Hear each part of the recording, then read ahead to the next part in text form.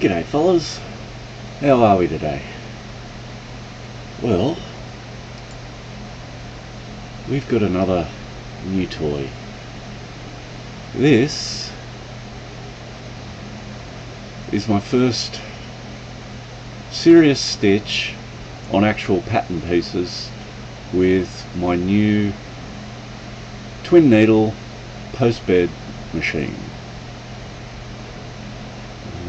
I guess we should speed this up a little bit, because as per usual it's slow, and I'm being slow in the video deliberately because, well, I'm still feeling this machine out. I got it about a week and a half, 2 weeks ago, and I immediately threaded it up the wrong way and had massive problems with it.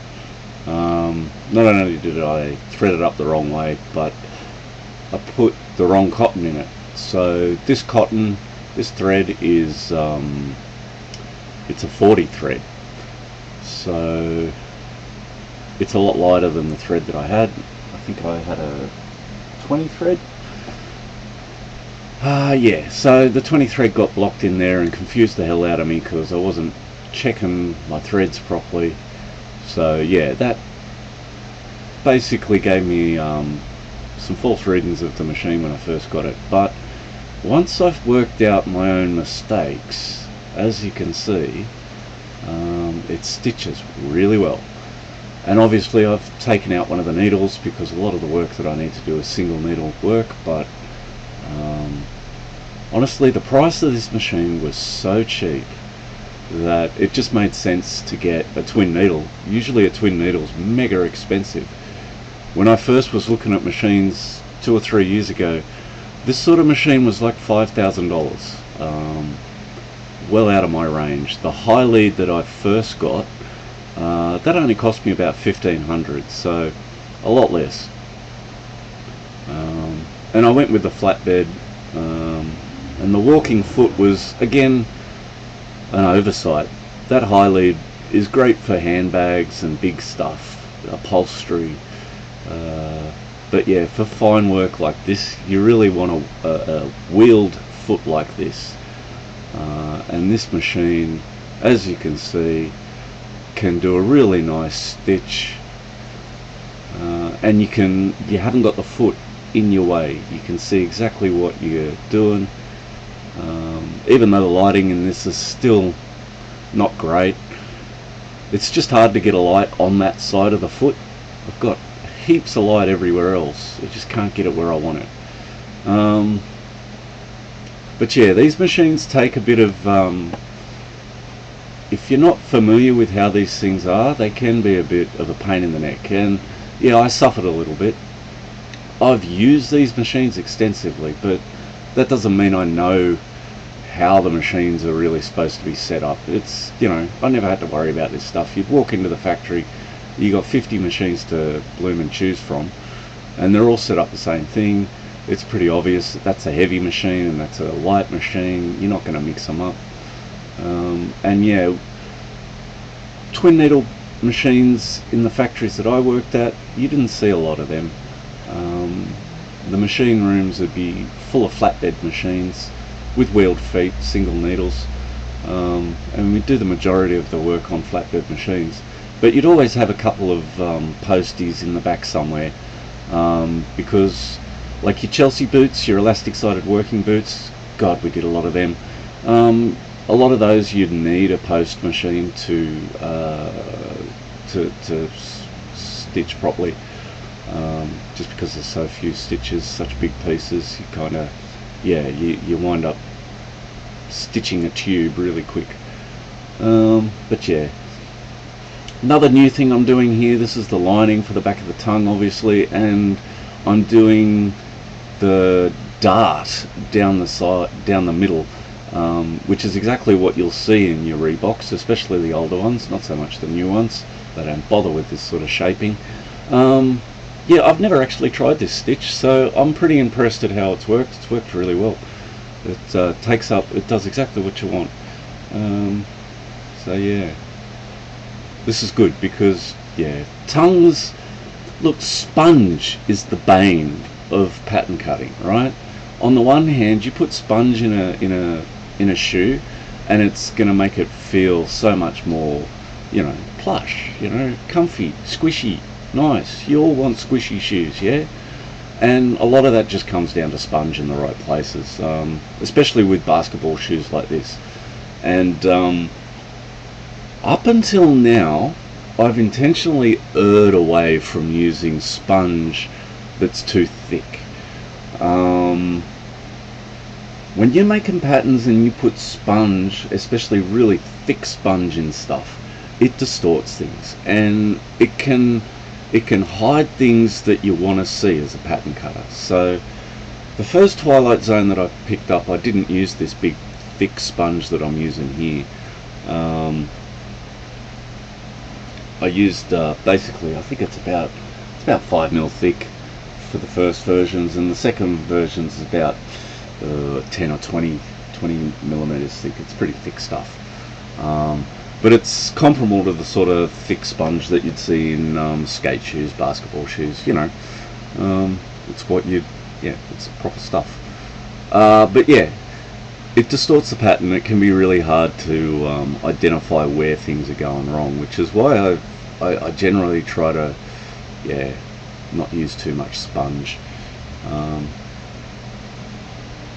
And here I'm noticing not only that my needle's unthreaded, but I've got my machine set up too high, and that's my fault again. I can't see, it's just a bit too high, and I can't get my head down to really see into this plate that we're looking at now. The camera's got a better vision of the workspace than I actually do. And my goodness, I'm not young like I was. I remember when I was young, I used to do this all without glasses in the factory, and I could see all this stuff a lot better. And yeah, I got to get my head back, and yeah, I'm getting a bit short-sighted, long-sighted, whatever. But anyway, so here you can see the behavior of this thread, and yeah, I don't like this thread. I got this thread off eBay. I don't know much about it. The listing says it's bonded nylon, 40 weight, but it's pretty weak. You can see in a lot of these frames that it's got fine hairs coming off it, and obviously the weave itself is separating as soon as I try to force it through here. It's driving me nuts. I've got new thread on the way. This is just thread that I had. It's honestly thread that I don't want to use. I just want to put back into storage and forget I have it because it's rubbish. But yeah, obviously, if I was having problems with the thread that I was using for my other machine, I had to, 40 thread was needed, so I used this one. And at first I didn't think it'd actually work, but as I got the machine back into sort of a reasonable spec, yeah, it turns out this thread's just fine. It's still not the best. The way it's coming apart here shows me that it's still cheap rubbish thread, but it's sufficient. The uppers, the next stitch that I want to do is not going to be on a finished product that I'm actually going to wear. We're still prototyping, so I'd prefer it to be black, but yeah, it does actually make it a bit easier to see it because it's white. Yeah, it makes it easier to see your mistakes too. We eventually get this thing. Come on, go a little faster. No, that's skipping forward. I didn't want to skip forward. I wanted to show the stitch. So yeah, this is the top of the tongue, the bag top, and looking back at this again, I can't see real properly.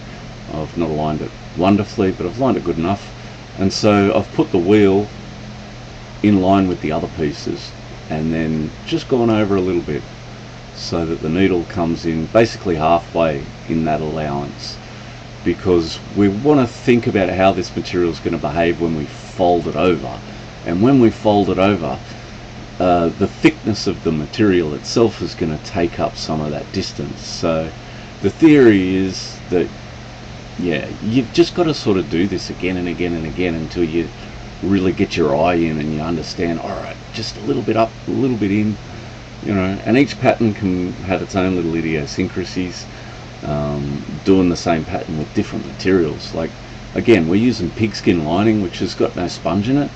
Typically linings in like a textile lining and not a leather lining will have a laminate of like 2 or 3 mils of sponge on the end of it, so you've got that sort of bulging everywhere that's going on as well. So I used to give my lining patterns in the factory, if I remember correctly, just a mil or 2 extra, so that when they're lined up under the machine like this, you can have a little bit extra, just a little bit extra. You see I've lost a little bit on this corner, you know, so a little bit extra gives you a little bit of allowance for that, and an allowance for the rolling over. And here, if you watch closely, this line is an intentional line for where I want to stitch, and I'm trying to stay right on this line. And I'm noticing something about the 3D model here. If you very closely, right here, we've slipped out of the line, and what's happening is the bulk of the 3D print has just forced it to slide back on. We've recovered nicely, and we've got back on down here, which is, you know, it's good. You could technically go back and stitch that a little better, but again, I'm prototyping. We're just going on. We're making notes about these things that are not easy to achieve so that we can design them out.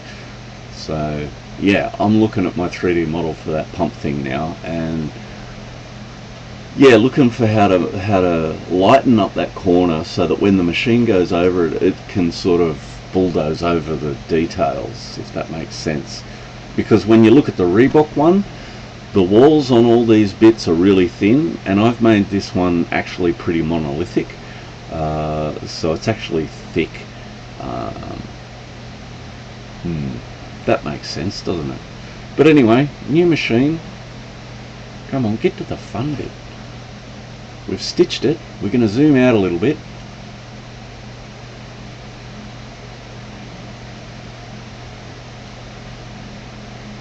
We're going to pull it inside out. You've got to sort of do this gently, and sort of do it from one side and then get the other side. But yeah, you've got to sort of, you just got to finger it and poke it and pull it and get it. If I was going to do this in a factory, I would make, you could probably make like a little wooden, I don't know what you'd call it, just a wooden smooth thing that you could sort of shove up in there, and they could, it'd just be quicker than this.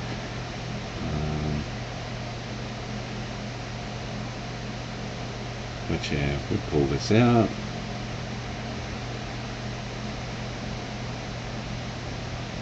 Open these things, and so even with the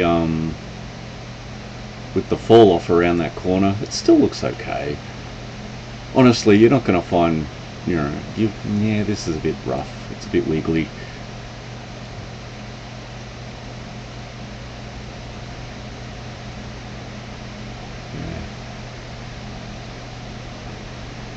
And so the mistake that I made here is I didn't stitch the sponge in at this stage. I was having problems. I couldn't see it, and when the sponge sort of distorts everything, I just didn't think I'd have a hope in hell of seeing it, so I took it out. And the character of this edge, you can see how skinny and anemic it is compared to what a Reebok should be. Reebok should be really, really thick on that line. And they achieved that by stitching the sponge in with everything. And yeah, I sort of compromised here. I know this is just a sample. I know how to do this, so I'm just sticking it in, and I trim the allowance off the sponge, which is, yeah, it's going to make the shoe look a little worse, but you know, it's a known quantity. This shoe has been sitting around here for 3 months unfinished. I just want to get this blooming thing finished at this point, pull it over the last, and see if see exactly what I need to modify on my pattern. And I've already got a list of stuff that's going to change on this pattern. Some of them I've already, like this is the second version of the tongue. But yeah, it goes in, and unlike the last one where everything was just far too exaggerated, this is actually looking and feeling pretty good. And we finger it a bit to get the sponge in,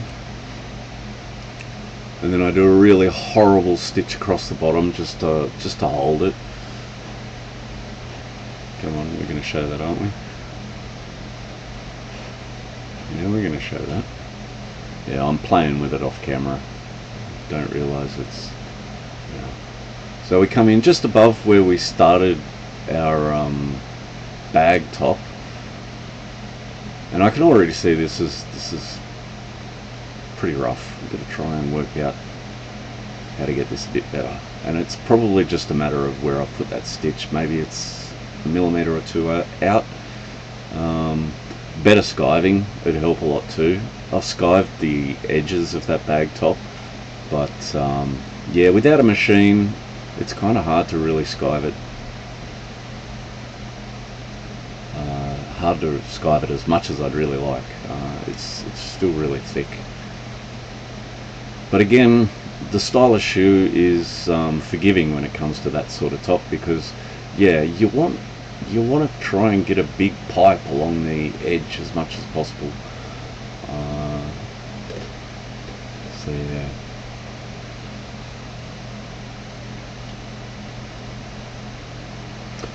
So yeah, the 3D model of the logo of this one compared to the black and white one, the first Twilight Zone I did, I've thickened up the underlays and the stitching allowances a lot, just so that it's going to survive the puncturing of stitching a lot better.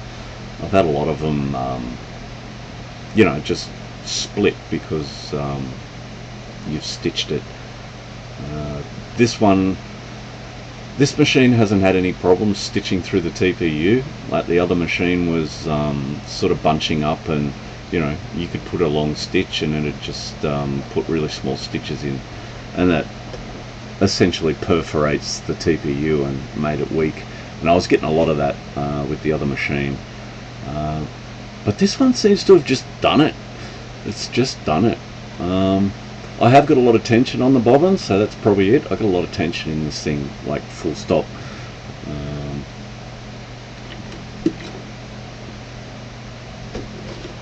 But yeah.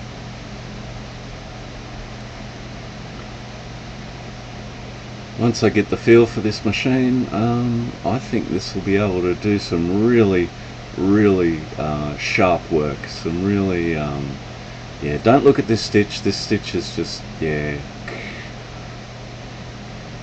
I will do this stitch in the next pair. I'll just do it neater and around the bottom, and I'll follow the edge of the pattern a lot better.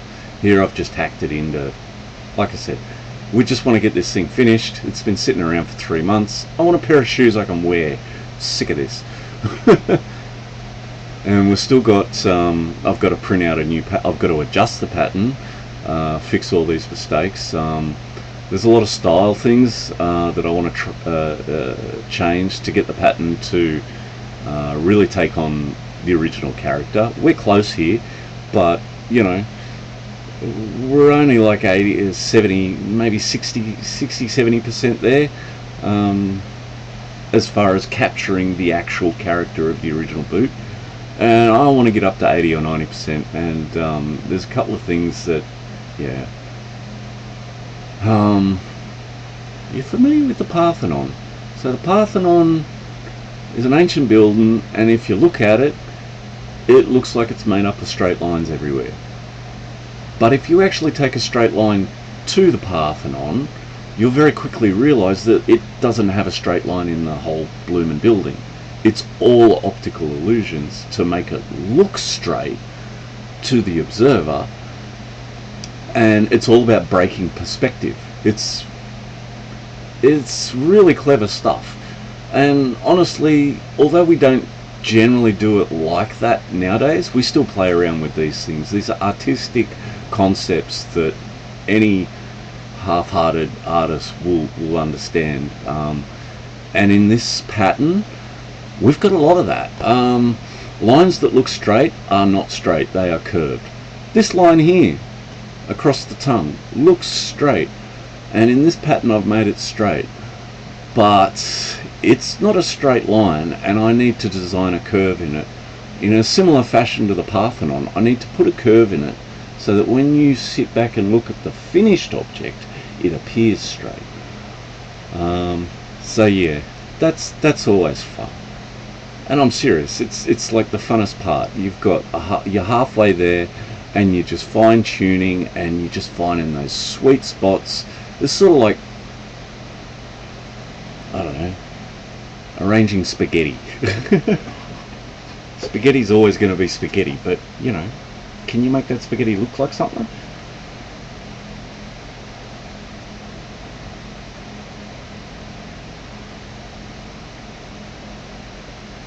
And that's basically it. And that's obviously so much more easily done than on the high lead. I've still done a really rubbish job, but yeah. After I did this, I redid that stitch, but I also dropped the table down, and that just allowed me to see in there. So I think hopefully the next stitches will be better. I'm getting sick of saying that, but you know, we're going to be saying that for a while. But you can see how the collar of the thing has just puffed out. Maybe you can't. You can sort of capture the character just from putting that little bit of well, when I say a little bit of sponge, it's a lot of sponge. That's a lot of sponge. Twilight Zone has a lot of sponge. But anyway, fellas, new sewing machine is a Hong Kong, and it's a brilliant machine. I will do a more in-depth look at the machine later, but for now I just wanted to get back into the swing of it and make a crappy video, and I had this footage, so alright, have a good one.